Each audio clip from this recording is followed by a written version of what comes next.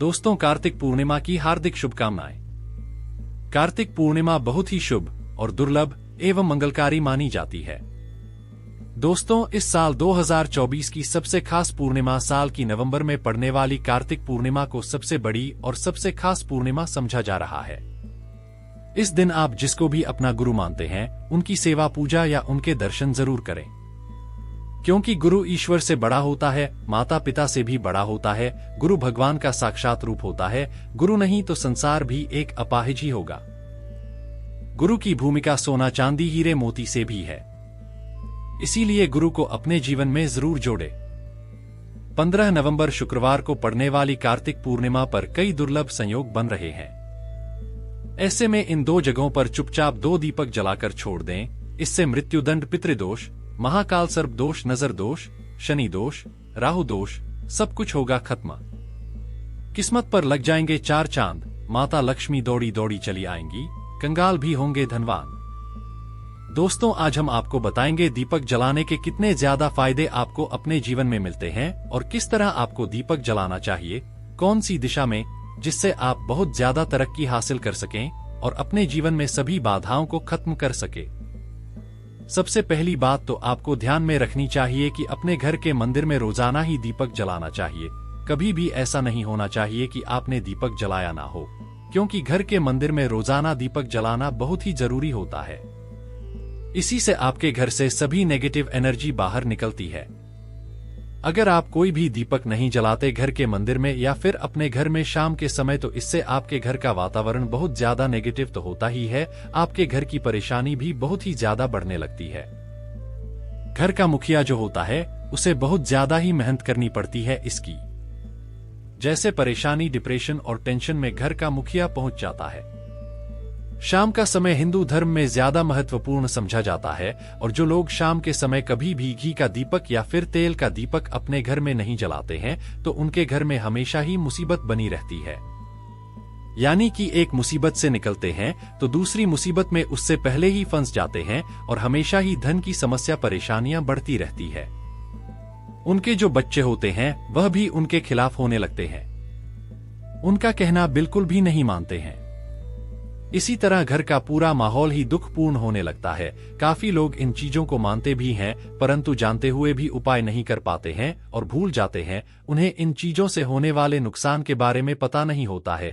इसीलिए रोजाना आपको एक घी का दीपक या फिर तेल का दीपक जलाना बहुत ही जरूरी होता। अगर अब नहीं जला सकते हैं तो कोई और मानव भी आपके घर में दीपक जला सकता है, परंतु रोजाना दीपक जलाना बहुत ही होता है।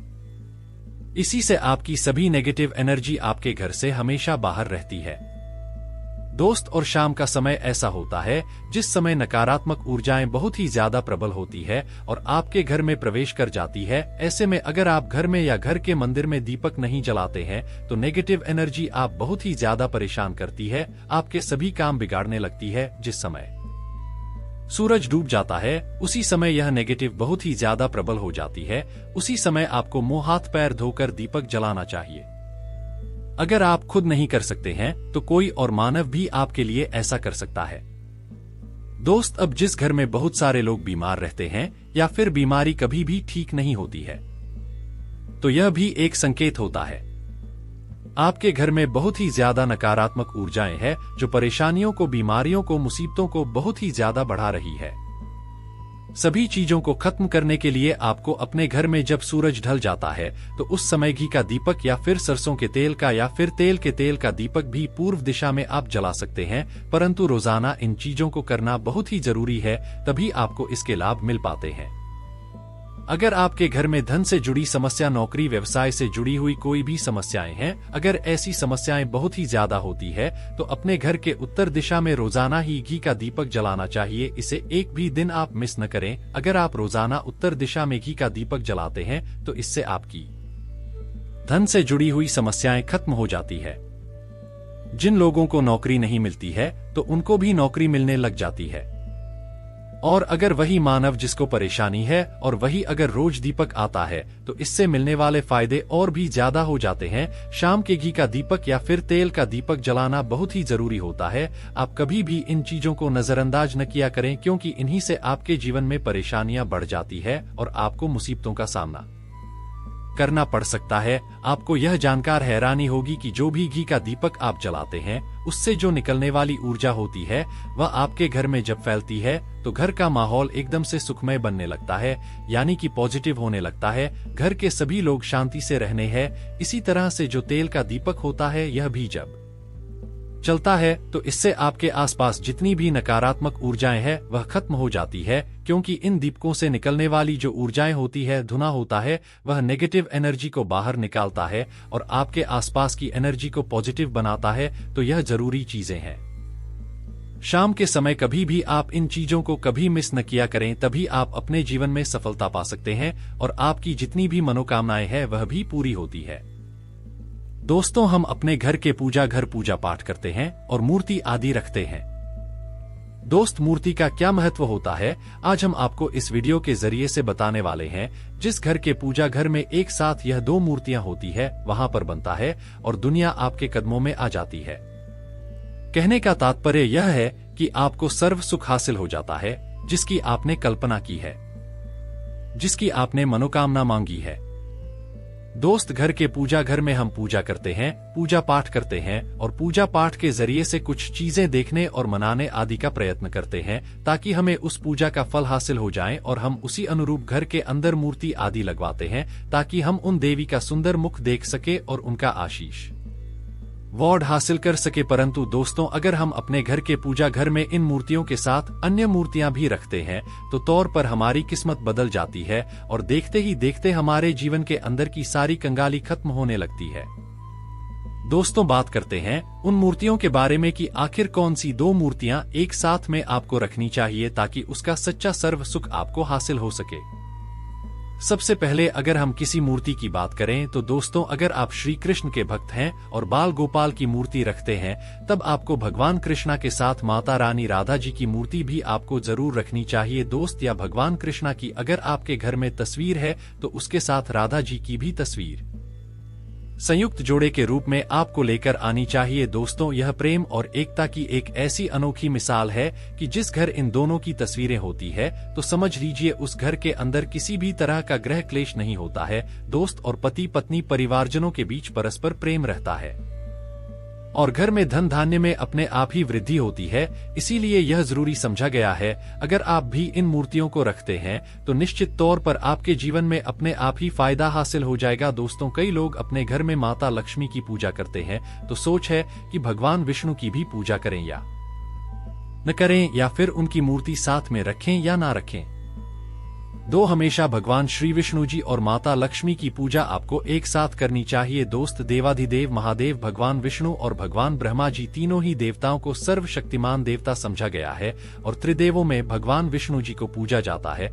तो अगर आप अपने घर के घर में लक्ष्मी नारायण जी की सरयू उक्त रूप में पूजा करते तो निश्चित तौर पर आपके घर में दिन दुगनी रात चौगुनी वृद्धि देखने मिलती है। दोस्त, तो इसीलिए आप भगवान विष्णु जी के साथ माता लक्ष्मी जी की पूजा करें। अगर माता लक्ष्मी की अकेली तस्वीर है तो आपको उनके बाएं तरफ भगवान श्री गणेश और भगवान श्री कुबेर जी की मूर्ति या तस्वीर अपने घर के मंदिर में जरूर लगानी चाहिए।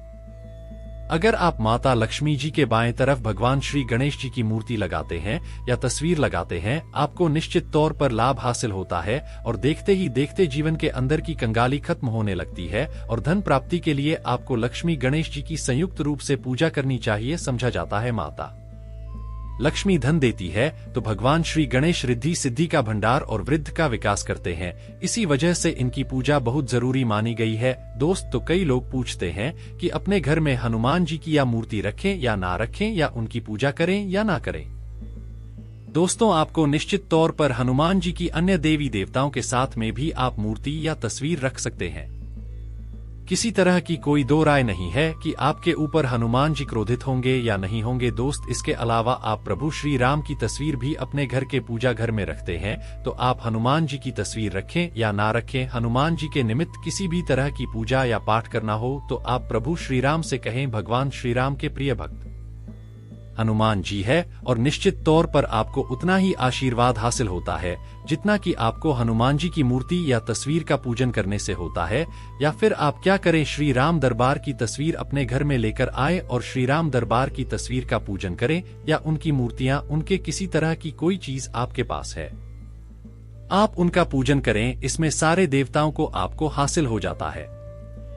हनुमान जी से लेकर माता सीता, भगवान श्री राम और अन्य देवी देवताओं का भी आशीर्वाद आपको हासिल हो जाता है। तो निश्चित तौर पर अपने घर के पूजा घर में एक साथ आप यह तस्वीर रख सकते हैं, आपके जीवन में राजयोग की प्राप्ति हो जाती है। दोस्त, इसी तरह अगर आप अपने घर के पूजा घर में या किसी अन्य स्थान पर अगर कोई तस्वीर रखना चाहते हैं और उसे लगाकर अपने घर में लाभ करना चाहते हैं, तो अपने घर में या पूजा घर में आपको निश्चित तौर पर त्रिदेवों की तस्वीरें या मूर्ति एक ही स्थान पर लाकर जरूर रखनी चाहिए। ब्रह्मा, विष्णु और महेश, इन तीनों की संयुक्त रूप से इनकी एक साथ तस्वीर अपने घर के मंदिर में या अपने घर में कहीं भी लाकर रख देनी चाहिए। समझा जाता है कि इन तीनों देवताओं के एक साथ दर्शन करने मात्र से हमारे बड़े से बड़े विघ्न और बड़े से बड़े कष्ट ऐसे ही खत्म हो जाते हैं। इसी इन तीनों के साथ में तस्वीर या मूर्ति लाकर आपको पूजा जरूर करनी चाहिए। दोस्तों, अब बात करते हैं कि कुछ ऐसी तस्वीरें होती है या ऐसी मूर्तियां होती है जिनको आपको अपने घर के पूजा घर में स्थान ही नहीं देना चाहिए। अगर आपने इन तस्वीर या मूर्ति को अपने घर के पूजा घर में स्थान दिया है तो समझ लीजिए कि आपको कंगाली का सामना करना पड़ेगा या फिर देवी देवताओं के क्रोध का सामना करना पड़ेगा। दोस्त, और एक बता दें कि मंदिर में कभी भी विषम संख्या में गणेश जी की मूर्तियां ना रखें, जैसे कि 1, 3 या 5 ऐसे रखना अशुभ समझा जाता है।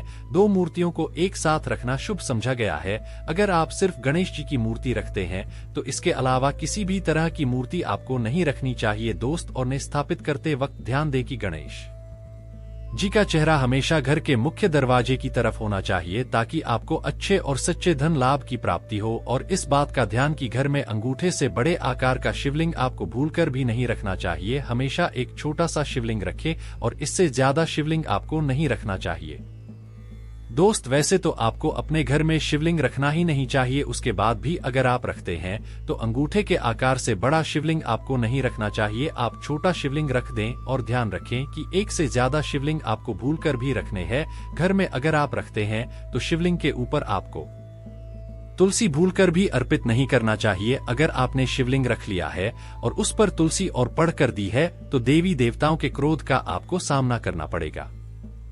दोस्त, मंदिर में हमेशा अगर आप हनुमान जी की तस्वीर रखना चाहते हैं, आप हनुमान जी के अनन्य भक्त हैं, तो बैठे हुए हनुमान जी की मूर्ति ही रखें। बजरंगबली रुद्र भगवान शिव के अवतार हैं, इसीलिए उनकी शिवलिंग की तरह ही मूर्ति रखे। साथ जो पति पत्नी होते हैं, वैवाहिक जीवन आपने नया स्टार्ट किया है, तो हनुमान जी की मूर्ति या तस्वीर अपने कमरे में, अपने बेडरूम में आपको भूलकर भी नहीं रखनी चाहिए, अन्यथा आपको आपके जीवन में कई तरह के दोषों का सामना करना पड़ता है।